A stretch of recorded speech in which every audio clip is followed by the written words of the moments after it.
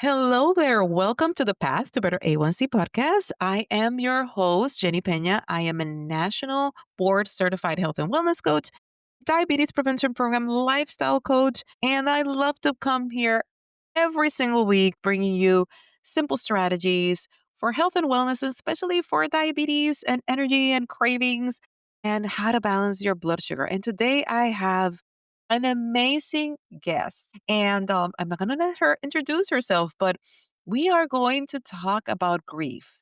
But I can assure you that this topic, you're going to start seeing it from a different light after this podcast episode. Kendall, please share who you are, a little bit about yourself so that the audience can get to know you a little bit. Thanks, Jenny, and thank you so much for having me.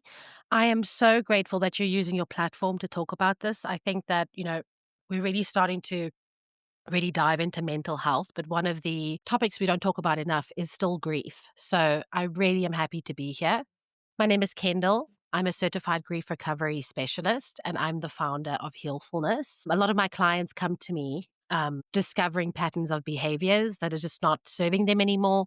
Things like procrastination, perfectionism, mostly self-sabotaging behaviors, overworking, overspending, overeating. And my work through the grief recovery method is truly about guiding them back to building enough safety and trust within their bodies to show up in their lives with more self-trust and more self-compassion and enough safety for more self-inquiry. This isn't just my profession.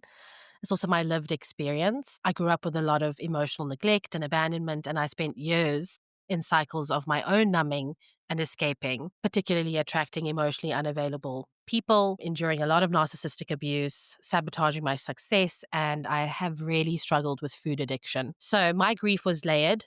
And I had a lot of family estrangement and divorce and, all of the things. But when I discovered the grief recovery method, I completely transformed my life and went into a space of radical self-acceptance and forgiveness. And now I help other people navigate their grief. Wow, that's amazing. That's amazing. Now, simply because I know that when people hear about grief, they think about a past of a loved one. But in simple terms, how would you define grief? Like, even in an extended form, right? Like, not just a grief of, again, having a loved one passed, but I know that there are different ways and different things that you can grieve. So I would love to get your take on how would you define that? Absolutely. And I'm glad that you asked that because when grief came into my life, I also had just put it down to death and divorce. And in fact, there are more than 40 ways in which we can experience life in our lifetime. If we had to look at the definition of grief, it is the normal and natural reaction to loss of any kind. Okay, that's the first definition. So the normal and natural reaction to loss of any kind. And it is also the conflicting feelings caused by the end or change in a familiar pattern of behavior. So if we look at loss through that lens, we could actually see that there are so many ways we can experience loss. We can, it could be a diagnosis, which is a change. It Yep. could be one of Especially with life's diabetes. I feel like a lot exactly. of people grieve almost like the traditions, right? Like, or the patterns, as you said, like, okay, like I used to do all of this and it was fine, or how it is impacting the family. And there could be even a Mm. bit of resentment sometimes over the diagnosis itself. But it's interesting. I'm sorry. Continue. It is. No, it is. And it's just cutting through a familiar pattern of behavior, and that causes the grief. It could Hmm. be anything from estrangement from family, infidelity, betrayal, childhood trauma, your business failing. And then there's life's many transitions. There's becoming a mother, there's becoming an empty nester, there's retirement, immigration, moving. That's a change. Aging, the loss of identity, infertility, miscarriage. So loss is inevitable. And it's part of the human experience. And when we don't understand it for what it is, we can't recognize it in ourselves. So we can accumulate grief over years. If you think about it, our grief starts in childhood. And the analogy that I always give my clients is if you could picture yourself with a backpack. Okay, the backpack is your backpack that you have for the rest of your life. And every loss you experience, granny dies, your pet dies, you don't get chosen for something at school, friendships break. Every single one of that is a pebble into the backpack. Your parents get divorced. That's the boulder. You have your first relationship and your heart is broken. That's another pebble in the backpack. So we accumulate grief as we become as we grow into adulthood. And then we are adults, we've accumulated all this loss, and we are stuck, or we have patterns of behavior that is just not serving us anymore. And so we've accumulated all this grief in the backpack, and suddenly the backpack has become very heavy. Now, I know that we talked a little bit before, and we mentioned the stages of grief. Would you kindly go over them? I mean, I'm familiar with them, but I would love for the audience to hear quickly, like the stages of grief. So this is very interesting. And this was an aha moment in my own recovery. I just want to give you some background on the stages of grief, okay? So Elizabeth Kubler-Ross was a Swiss American psychiatrist, I believe. Yes, she spent a great deal of her career working with the dying, and she was actually a pioneer in the field of hospice. So she wrote a book in 1969. It was called On Death and Dying, and she wrote that there were 5 phases, very common to people dealing with their impending mortality. So we know them as denial, anger, bargaining, depression, and acceptance. The problem is that a large number of people overlook that she was writing about grief strictly from the standpoint of those who are facing their own death. Hmm. So we hear it all the time, these 5 stages of grief. And these are used by people trying to describe what a griever experiences after a loss, whether that be a death of a loved one or any other significant emotional loss. Unfortunately, it's not true. It is not for the griever. It was developed for the person facing their own death. Wow. And Interesting. what is so interesting about that is that when we look at it like that, it becomes unhelpful. The 5 stages of grief become very unhelpful and useless for the griever. And in a way, it is actually freeing, because what those 5 stages of grief does is it boxes you into something, because you might not feel those things.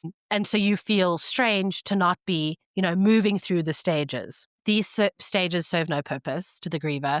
They do nothing to help you in your grief recovery. And why that is so freeing is that if you took away the 5 stages of grief, you could feel whatever you wanted to feel. We can't think the feelings away. We have to feel them. We have to work through them, and we have to do it with action. So those stages of grief, they're not correct. They're so outdated. And what has really helped people through the grief recovery method is knowing that they can feel whatever they want to feel. You can feel what you need to feel, and all the feelings can exist at the same time. There are no stages that you have to go through. Isn't that Interesting. amazing? Yes, it is.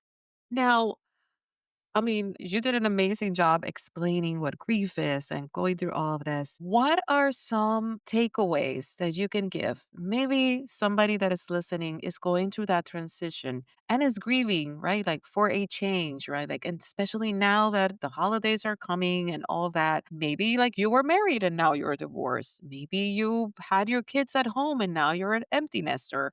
Like, all these changes, and maybe there are people that for the first time this year you're going to spend the holidays without a loved one. Maybe you had a diagnosis. Like a lot of my clients, they have almost like what is called like diabetes fatigue. Like there's so much Mm, that they need to change and manage, and the emotional toll and the social pressure, right? Like that sometimes they go through mm, as to, oh, should you be eating this, or it doesn't matter, just eat a little bit more, it's just one cookie, right? Like a lot of mm, my clients go through all of that, and a lot of it is just all the emotions, or even the emotions tied to, this is the apple pie that my grandmother always made and now it spikes my mm, blood sugar and I may need to reframe that. What are some things that you can tell the audience if you're in that grieving, and I know that you mentioned to feel the feelings, maybe something that they can do to help them process those feelings and really embrace grief and move over to the next stage mm. that they need to go to. So, something that I really want to just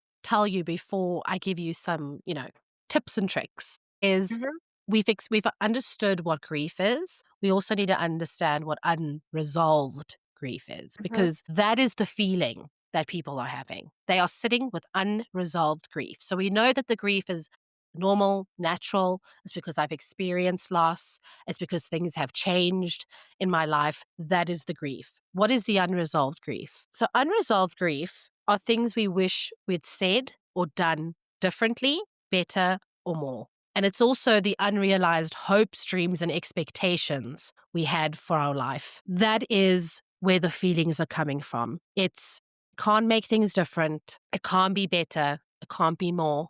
The hopes that I had for myself, the dreams of my life, the expectations of where I thought I'd be or, where I'd be health wise is not what it is. So it's important to know what that is as well. And when we understand what unresolved grief is, we can really start to drop the shame of who we are now, the shame of the way we're coping, the shame of the diagnosis. Mhm. Mhm. Those things are really important. A lot of people come to me and they're sitting in the shame. And that Yeah. is where a lot of grief comes from. It's from the shame of who they are now. If we had to look at a couple of ways to survive the Yeah. holidays, one of it would be to give yourself permission to not be festive. We are not under any obligation to perform joy. And I think that's a huge thing when the holidays are coming up. It is how do I put on the mask, do the things that we do at the holiday time. We don't have to soften things. We don't have to make it easier for people. We can keep it simple. And when in doubt, ask yourself, what would feel most supportive for me today? If you are grieving and you recognize yourself as grieving, you need to start supporting yourself. And there's something that I just want to say to your listeners is that we are all grievers, every single one of us. We have all experienced loss. We have all experienced change. And we cannot compare our losses because we all experience grief at 100%. So True. it is not useful or helpful to compare our losses from one to another or, this happened to someone else. So, my thing is not so big. It is big for you and you are experiencing it at 100%. So taking time to manage will support you and your nervous system. That's the first one. Give yourself permission to not be festive and lean into how you can support yourself. Okay, what is your needs? The next one is being able to name the losses. So I'm hoping that once your listeners have listened to this podcast episode, they will start being able to name those invisible losses. So not just the death, not just the divorce. What else is it? Is it I'm not the person I was before, or I'm not the person I was last year? Um, I'm not in the family that I hope to be in. My relationship has changed. I've left my home, or I'm grieving the future that I had imagined.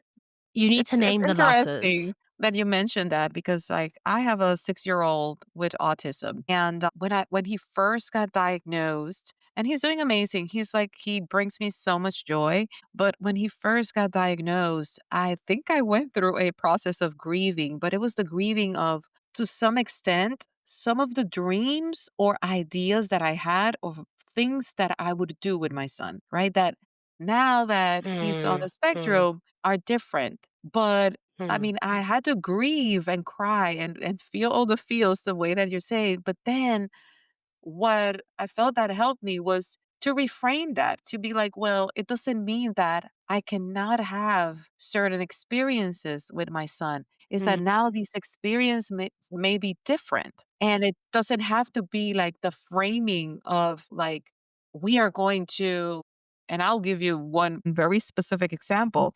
My son is very picky. He's a very picky eater, and I loved going on restaurants. I love going out to eat. I love trying new foods. I'm very adventurous. I will try foods from all countries, all ethnic groups. Like I love to travel through food. Let's put it like that. Hmm. And he is such a picky eater, we can't go to restaurants together. So for me, I had to grieve the fact that one thing that I Yeah. love doing, I may not be able to do that with him.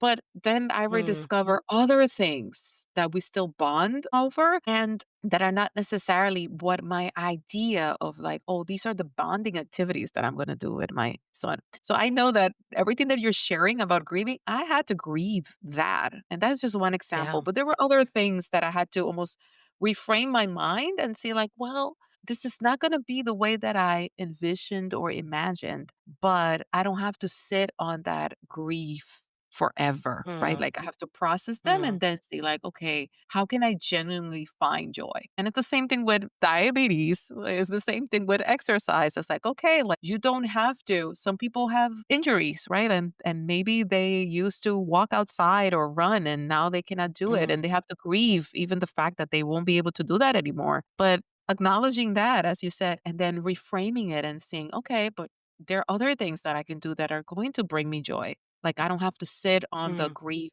forever, right?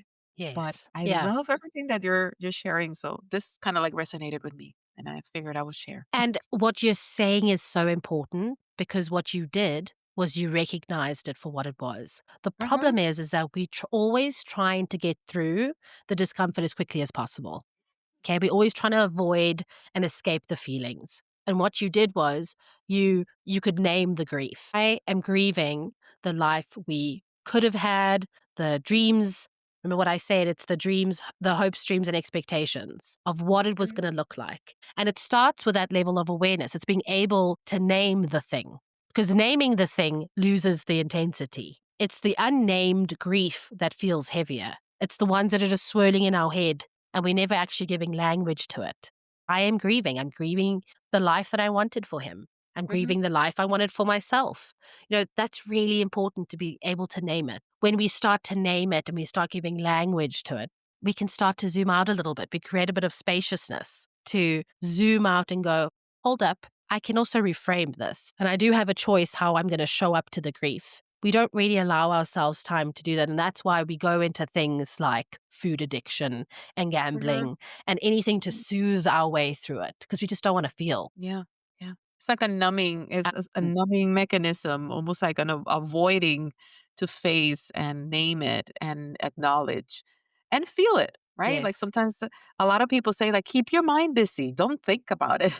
Mhm. Right? Like whenever you're going through a difficult situation, a lot of people I'm like Yes. just keep your mind focused on other things versus actually Yes. processing what is happening. But it's amazing. Okay. Oh my god, like so much good information, Kendall. I love this. Now, I'm gonna have a few like random questions. So, what is like your favorite activity that brings you joy? Being with my family. Being with my family, honestly, is just a safe space for me. I had my daughter. She's going to be 3 in January, so we're very sleep deprived in this house. Oh, But I yes. had her. I had her in 2023, and my journey through doing my own inner work and my healing had already started. I had already been, catching myself in patterns of behavior, very much stuck in the shame of who I was and, why is this me and why am I stuck with these problems? And I had a lot of awareness on it. But it wasn't until my daughter was born that she really she forced me to look at myself and the work on healing and the grief recovery and all those types of things happened because she was born. And so being a mother really keeps me accountable to my healing. And then just life with a toddler, every time Mhm, I leave my desk at the end of the day and I go inside, it's just immersing myself into her world. And so mhm. I go from this day of talking about grief and all the heaviness of grief. And then I go into my house and we are, playing on a bus and seeing animals in our living room. And so that for me just it regulates my nervous system. I feel peace. It really brings me happiness. Awesome, awesome. Coffee or tea? I Wow. recently stopped drinking coffee. I've always loved tea. My husband and I are major tea drinkers. Recently, I was diagnosed with ADHD Mhm. and I have made a number of adjustments in my life. And I actually had found that as I was drinking coffee, I normally drink 1 cup of coffee a day, which is pretty good. And I used to drink it in the morning and I would find I would crash at about 11. And since I've stopped drinking coffee and I've simplified my life and moved back from 2 screens to 1 screen and, all the things, I'm much more of a tea drinker now. Awesome. It's my Favorite thing. song when you're feeling a little bit down? Favorite song? I love music. I think my favorite song is anything by Coldplay, but I also love oldies. So I love Fleetwood Mac. I'm a major Oh, Fleetwood Mac fan and Sweet Little Lies. That always is just like my karaoke song. It's my thing. I love that song. My husband and I sing it all the time. awesome, awesome. Okay, awesome. Well, Kendall, I know that we could talk here forever and ever and ever. But now, as we conclude, I would love for you to share. Obviously, I'm going to put all the information on the show notes, but I have two requests for you. One, to give this one last tip or strategy for the audience just to navigate the holidays, regardless of the type of grief that they're going to. And also, if you could share where they can find you, where they can connect with you at the end. Okay, so my tips for the holidays is prepare for emotional ambushes. Holidays are full of triggers, songs, smells, photos, routines. Instead of trying to avoid them, try anticipating them. Okay, that's my first one. The Mhm. next one is lower the emotional labor that you carry. So, grief makes concentration hard, it makes decision making hard, it makes showing up hard. So, if it's possible, simplify. Fewer gifts, fewer events, simpler meals, lower expectations. And my third one is make room for mixed emotions. Grief isn't always sadness, it's not always depression. You may laugh and you could cry within minutes. You may feel grateful and gutted. Holiday grief is really one emotion. So let all of it belong. Let it be. Where they can find you, Kendall. So I am really active in my DMs on Instagram. I have a lot of people reaching out there and I love having conversations there. So the best place to find me is on Instagram. My handle is at healfulness.co. And you could also email me. That's Kendall at healfulness.co. I love chatting to people. I love when they open up to me and they can tell me because, like I said, we are all grievers and your story is my story.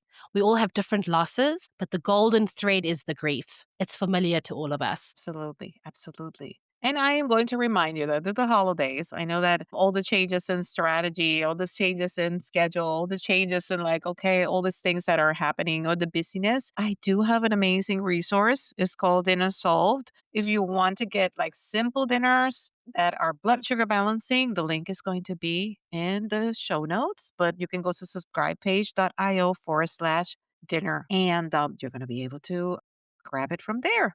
But Kendall, thank you so much for everything that you shared. I am sure that everybody has lots of takeaways and hopefully they can see grief in a different way and they're able to, instead of hiding those emotions that actually impact your blood sugar, by the way, you can process them and release them and then shift your mindset and move into things that bring you that balance and that joy. And you're able to process loss and grief in a different way. So thank you so much for joining. Thank you so much, Kendall. And as always, I will be here every single week with simple strategies for health and wellness, for blood sugar balancing, and for a healthy and happier life.